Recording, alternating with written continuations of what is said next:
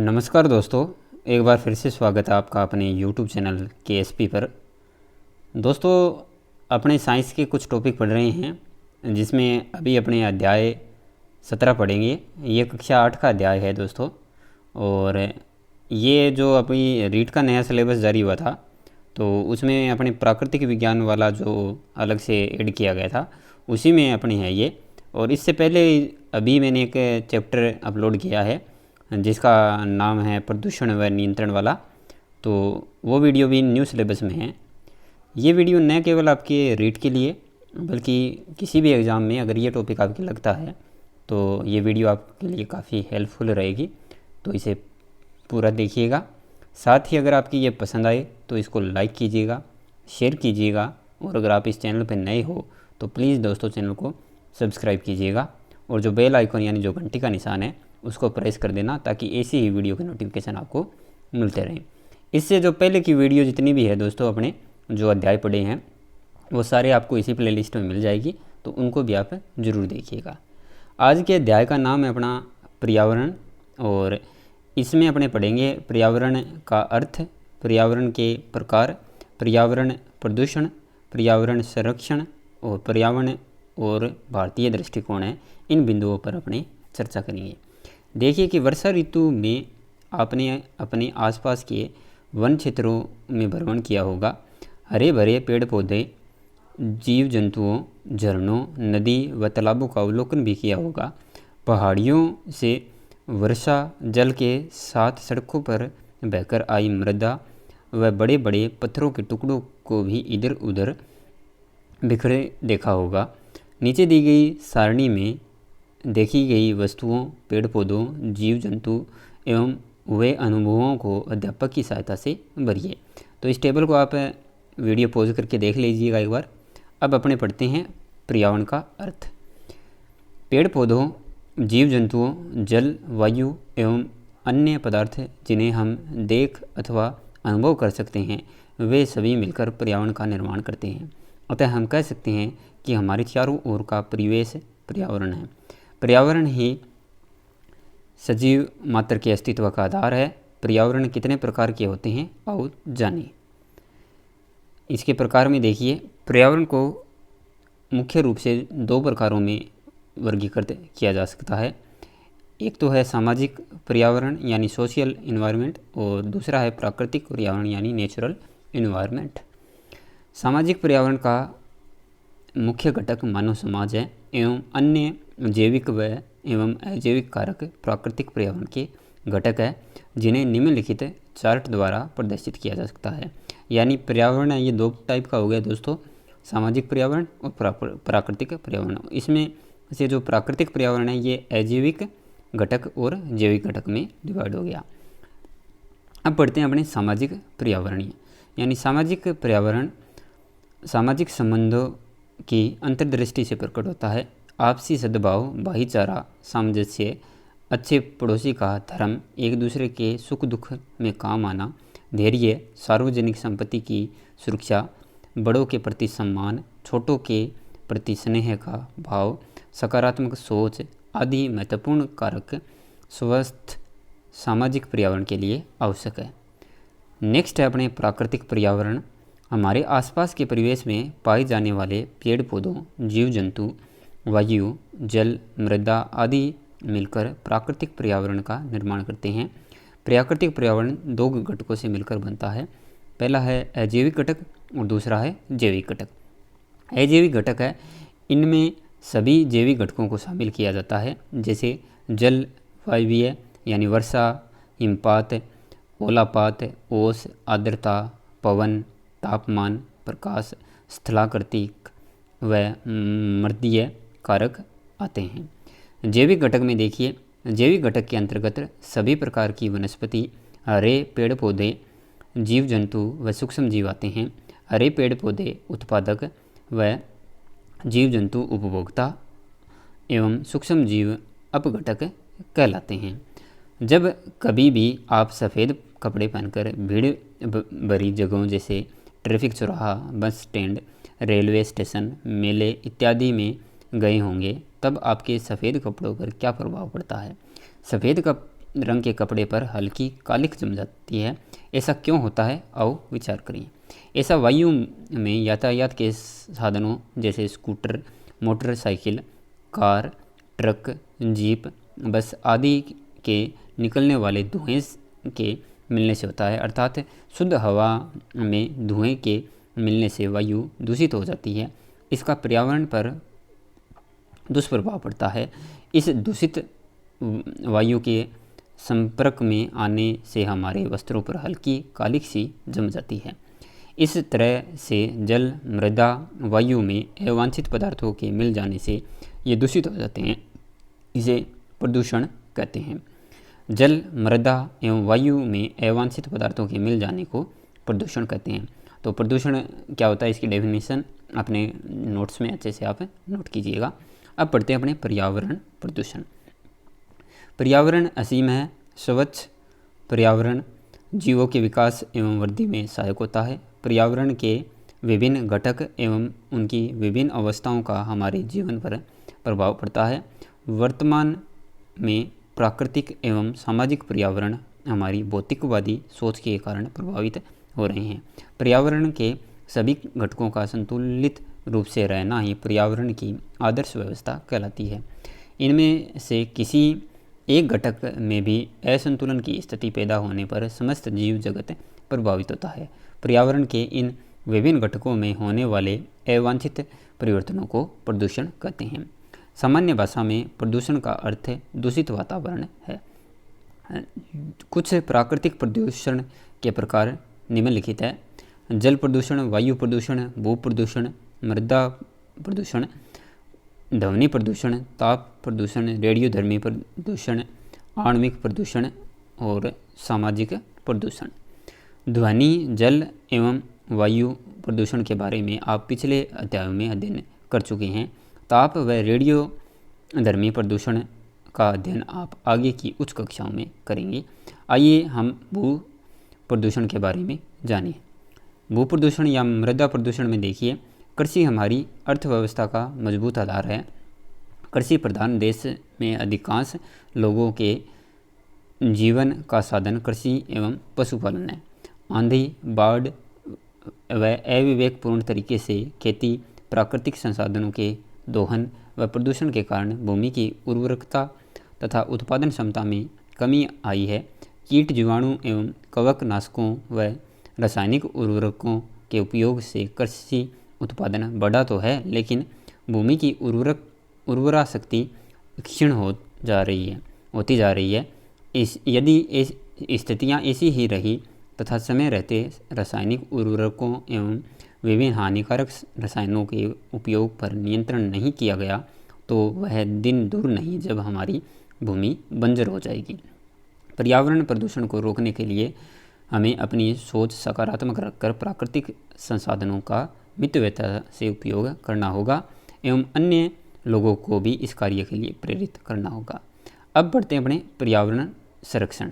इसके लिए देखिए कि प्राकृतिक पर्यावरण के जैविक व अजैविक घटक व सामाजिक पर्यावरण परस्पर आश्रित है। इनका एक दूसरे पर आश्रित होना ही प्राकृतिक चक्रण का आधार है। इस प्रकृति चक्र को बनाए रखना ही पर्यावरण संरक्षण है।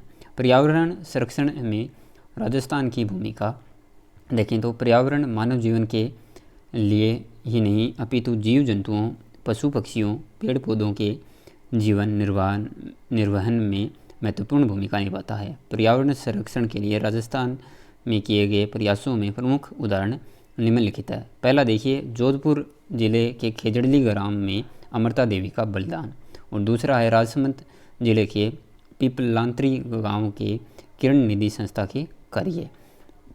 जोधपुर जिले के खेजड़ली ग्राम का उदाहरण तात्कालीन जोधपुर महाराजा को राजकार्य हेतु, ये देखिए खेजड़ली ग्राम की जो घटना है उसका चित्र में वर्णन किया गया है। कार्य हेतु लकड़ियों की आवश्यकता हुई। इस कार्य हेतु राजा के सैनिकों ने जोधपुर के पास खेजड़ली ग्राम का चयन किया। राज सैनिकों ने खेजड़ली ग्राम के वन क्षेत्र में वृक्षों पर कुल्हाड़ियाँ चलाने लगे। जब इसकी सूचना अमृता देवी और गांव के अन्य ग्रामवासियों को मिली तो वे दौड़कर कटे हुए वृक्षों को बचाने के लिए पहुँचे कटते हुए वृक्षों को बचाने के लिए पहुँचे। श्रीमती अमृता देवी ने राज सैनिकों से प्रार्थना की कि आप हरे पेड़ न काटें, हरे पेड़ काटना गलत है। इस पर भी राजा के सैनिक नहीं माने तो अमृता देवी अपनी पुत्रियों व ग्रामवासियों के साथ पेड़ों से लिपट गई और कहा, सर साठे रूख रहे तो भी सस्तो जान, यानी अर्थात सर कट जाए और पेड़ बच जाए तो भी यह सस्ता सौदा है। वृक्ष बचाने के इस अद्भुत प्रयास में अमृता देवी, उनकी पुत्रियां व ग्रामवासियों सहित कुल 363 लोग बलिदान हो गए। यह हर वर्ष उनकी याद में भाद्रपद सुदी दशमी को खिजड़ली ग्राम में मेले का आयोजन किया जाता है। नेक्स्ट है राजसमंद जिले पीपलांत्री गांव। इसमें देखिए कि पीपलांत्री ग्राम की किरण निधि संस्था द्वारा एक अभियान चलाया जाता है जिसमें ग्राम में पुत्री के जन्म को उत्सव के रूप में बनाया जाता है तथा इस दिन ग्रामवासियों द्वारा 111 पौधे लगाए जाते हैं। ग्रामवासियों द्वारा इन पौधों के संरक्षण हेतु रक्षाबंधन के उत्सव पर रक्षा सूत्र बांधकर उनकी सुरक्षा करने का संकल्प लिया जाता है। यह वृक्ष संरक्षण द्वारा पर्यावरण संरक्षण का अनूठा व सफल प्रयोग है। ये चित्र में दर्शा रखा है दोस्तों। हमारी जीवन शैली व पर्यावरण संरक्षण में देखिए, पर्यावरण मित्र। हमारी जीवन शैली पर्यावरण मित्र जैसी होनी चाहिए। हमारा हर व्यवहार एवं कार्य ऐसे होने चाहिए जिससे पर्यावरण को क्षति न पहुँचे। पर्यावरण को बचाए रखने के लिए हम निम्नलिखित जीवन शैली अपना सकते हैं। पहले देखिए, भविष्य में आने वाली पीढ़ियों की आवश्यकताओं को ध्यान में रखकर प्राकृतिक संसाधनों का सीमित और सदाचारी उपयोग करें। जैव अपघटनीय पदार्थों का अधिकतम उपयोग करें। उपयोग में लिए गए पदार्थों का पुनर्चक्रण कर पर्यावरण को संरक्षित करें। जीवन शैली के व्यवहारिक पक्ष देखिए। पहला देखिए, बिजली और पानी का कम से कम उपयोग। इन दोनों के उपयोग को कम करना होगा। ऊंची छतों व रोशनदान युक्त मकान बनाकर तथा 5 सितारा गुणवत्ता चिन्ह अंकित विद्युत उपकरणों का उपयोग करना। CFL व LED बल्बों, ट्यूबलाइटों का उपयोग कर विद्युत खर्च को कम करना। नहाने व कपड़े धोने के पश्चात जल को उपचारित कर पेड़ पौधों हेतु प्रयोग में लेना। पानी का आवश्यकता अनुसार ही उपयोग करना। दूसरा है, पर्यावरण को क्षति पहुंचाने वाली वस्तुओं का यथासंभव उपयोग नहीं करना। नेक्स्ट है, संयमित व पूर्ण उपयोग। बहुत से पदार्थ और संसाधन ऐसे हैं जिनका पूर्ण उपयोग करने से पर्यावरण की रक्षा होती है। कागज, कपड़ा, जल, थाली में परोसा हुआ भोजन आदि का पूर्ण उपयोग आवश्यक है। प्राकृतिक संसाधनों का सीमित एवं आवश्यकता अनुरूप ही प्रयोग करना चाहिए। नेक्स्ट है, जैविक खाद। इसमें देखिए, सब्जियों के छिलके, सड़े गले फल, सूखी पत्तियाँ, टूटी शाखाओं इत्यादि से जैविक खाद तैयार की जा सकती है। और अगला बिंदु है कि 5 जून को विश्व पर्यावरण दिवस, 22 अप्रैल को पृथ्वी दिवस मनाया जाता है। मोस्ट इम्पोर्टेंट है दोस्तों। इनका मुख्य उद्देश्य पर्यावरण संरक्षण हेतु जन चेतना जागृत करना है, जिसके लिए हम निम्नलिखित गतिविधियाँ अपना सकते हैं।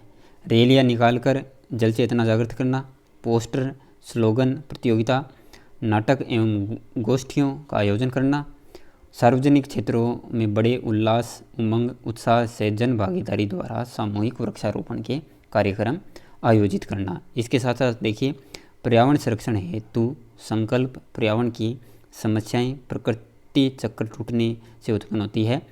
अपने जीवन के विशेष दिवसों जैसे जन्म दिवस, त्यौहार, पुण्यतिथि आदि पर वृक्ष लगाने का संकल्प लेकर पर्यावरण संरक्षण में अपना सहयोग देना चाहिए। नेक्स्ट बिंदु है कि पर्यावरण रक्षा के लिए विभिन्न स्तर में देखिए कि हम सभी मिलकर पर्यावरण संरक्षण हेतु विभिन्न स्तरों पर प्रयास कर सकते हैं। वह स्तर निम्न प्रकार के हैं: व्यक्तिगत, पारिवारिक, सार्वजनिक, कार्यस्थल, विद्यालय और शासकीय स्तर। पर्यावरण और भारतीय दृष्टिकोण में देखिए, हमारी संस्कृति एवं परंपराओं में पर्यावरण के घटकों का सदैव पूजन किया जाता है। हरे वृक्षों को काटना पाप है। स्नान के बाद पौधे व वृक्ष पर जल चढ़ाएं। सूर्य की पूजा की जाती है और जो ऊर्जा का सबसे बड़ा स्रोत है। ये देखिए दोस्तों, व्यक्तिगत, पारिवारिक, सार्वजनिक, कार्यस्थल, विद्यालय, शासकीय स्तर है, ये पर्यावरण की रक्षा के जो स्तर है उनको चित्र में दर्शाया गया है। हमारी जीवन शैली ऐसी है जो पर्यावरण संरक्षण के संवर्धन में सहायक है। भारतीय संस्कृति में भी पर्यावरण संरक्षण पर विशेष महत्व दिया गया है। मनुष्य का प्रकृति के साथ अटूट संबंध है। हमारे आचार्यों ने कहा है कि यत पिंडे तत् ब्रह्मांडे, अर्थात जो रस पिंड या शरीर में है वही ब्रह्मांड या प्रकृति में है। पृथ्वी, जल, वायु, अग्नि, आकाश को पर्यावरण के मुख्य घटक माना गया है। हमारा शरीर भी इन्हीं 5 तत्वों से मिलकर बना है। कौन कौन से? पृथ्वी, जल, वायु, अग्नि, आकाश। और इन्हीं 5 तत्वों की सुरक्षा करने के लिए हमारा जीवन सुरक्षित रह सकेगा। हम पृथ्वी को मातृवत मानते हैं एवं जल, नदियों, पर्वत, वृक्ष, जलाशयों, वायु आदि को पूजनीय मानकर पर्यावरण संरक्षण की व्यवस्था करते हैं। पेड़ पौधों को जल चढ़ाकर सींचने की परंपरा आज भी चल रही है। हमारी दादी, नानी, माँ भी हानिकारक कीटों से अनाज, मसालों व दालों की सुरक्षा के लिए रासायनिक दवाओं के स्थान पर घरेलू नुस्खों का उपयोग करती रही है, जैसे गेहूं में नीम के पत्ते रखना, हल्दी की रेखा बनाकर चींटियों को दूर रखना।